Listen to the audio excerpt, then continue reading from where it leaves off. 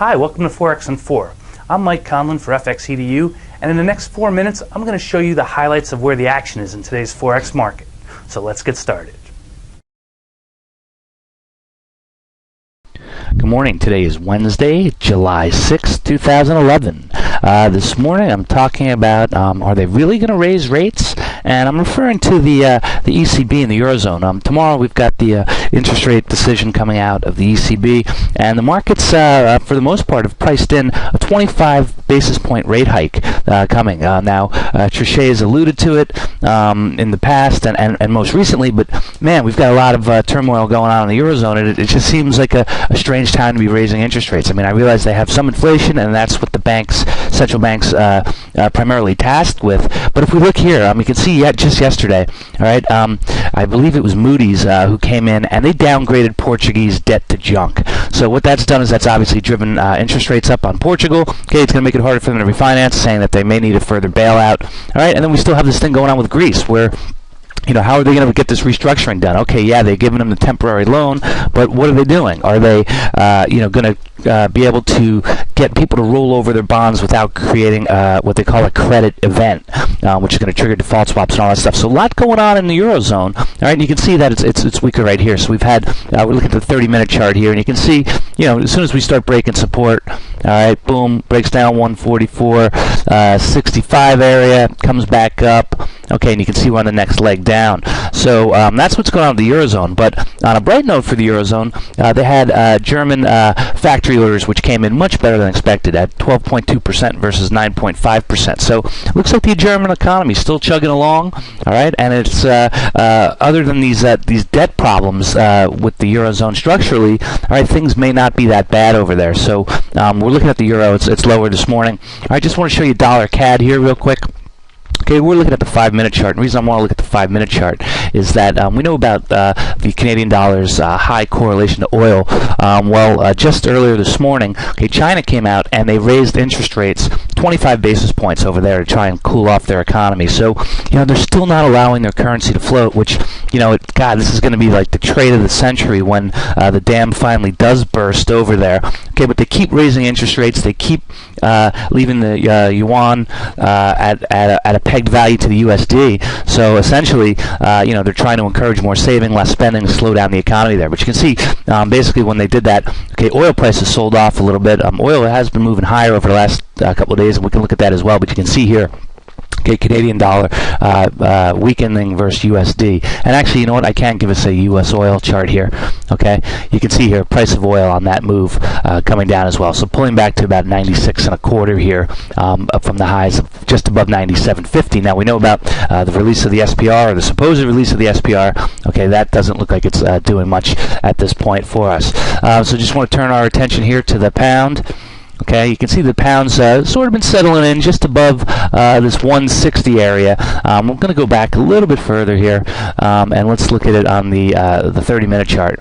Okay, and you can see that we're coming into this area right at 160, where a little bit of support happening there. But if we go back a little bit further, let's just go back to the daily chart. Okay, you can see that we have some room here to potentially pull back. All right. Now in the UK, they had their home price index came in, and it actually was up 1.2% for the previous month. So they were expecting no change in home prices, but it did come in higher. So that's a good sign for the UK economy. But you have to consider that that something, a reading like that, is inflationary. All right, so that's going to be the B of E's big task tomorrow. Okay, they're also coming out with their rate policy decision tomorrow, and they're not expected to make any changes either to the bond purchase program, okay, or to the interest rate. But we know about the stagflation that they're seeing there. The economy is starting to pull back. All right, the government remains committed to the austerity. Okay, but we've got inflation there that's running rampant, and the B of E may need to start taking action at some point. So that's kind of what we're looking at when it comes there. We'll just flip over here quickly to let's take a look. Let's look at Aussie real quick. I imagine Aussie's selling off as well. Okay, you can see the Aussie's selling off, and what I've run here is I had a Fibonacci retracement on there, and you can see that it looks like maybe Aussie wants to pull back here to around the 105 area. Now they've got their employment report coming out tomorrow. They're expecting no change in the unemployment rate, 4.9%, but we'll see what happens there. If China potentially slows down, that's going to affect the Australian economy in a big way. Okay, and then also coming out is that we have where is it? Bear with me. Looking for the news for the New Zealand, I think it's GDP report that's coming out. That's going to be an interesting one. When is this? Is it not coming out? I'm going to have to double check on that New Zealand report, but we're going to look back at that. But as you can see here, I've got actually, for those of you who follow the blog, okay, I've got a new format here. We're on just the FXCM trade station right now.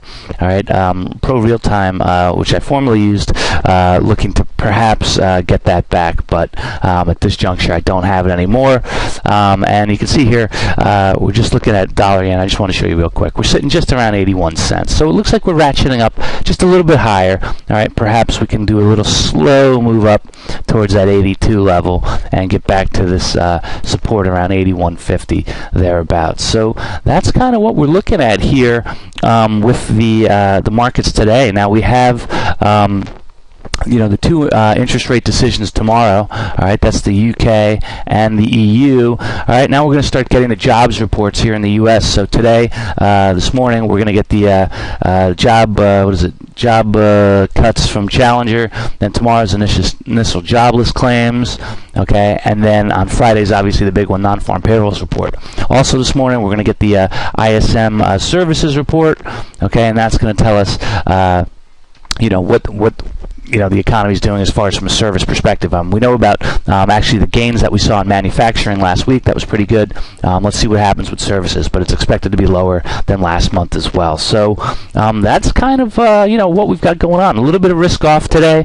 All right, problems with the eurozone, with the downgrade of Portugal. All right, if the ECB comes out tomorrow and they don't raise rates, all right, the market's pretty much baked into the cake. That 25 basis point rate cut is forthcoming. So that could be a negative for the euro, and we can just go back here and take a quick peek at it, and you can see 30-minute chart. We can go back to the let's go back to the 4-hour chart.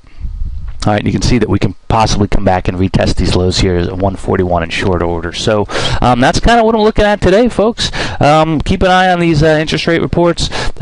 Keep an eye on oil, see what that does once the market opens here. And U.S. equities, stocks are down, obviously, around the globe, but they were up overnight in Asia. So it's going to be an interesting dynamic, to say the least. So that's what I've got. Good trading to all. As always, be sure to check out the written blog at www.fxedu.com to get complete coverage of today's Forex market. If you would like to learn more about how to trade the Forex market from professionals like myself, be sure to check out our affordable Forex trading courses. And if you're already a seasoned professional or aspire to be one, ask us how we can help you achieve your Forex goals. Go to www.fxedu.com to get started today.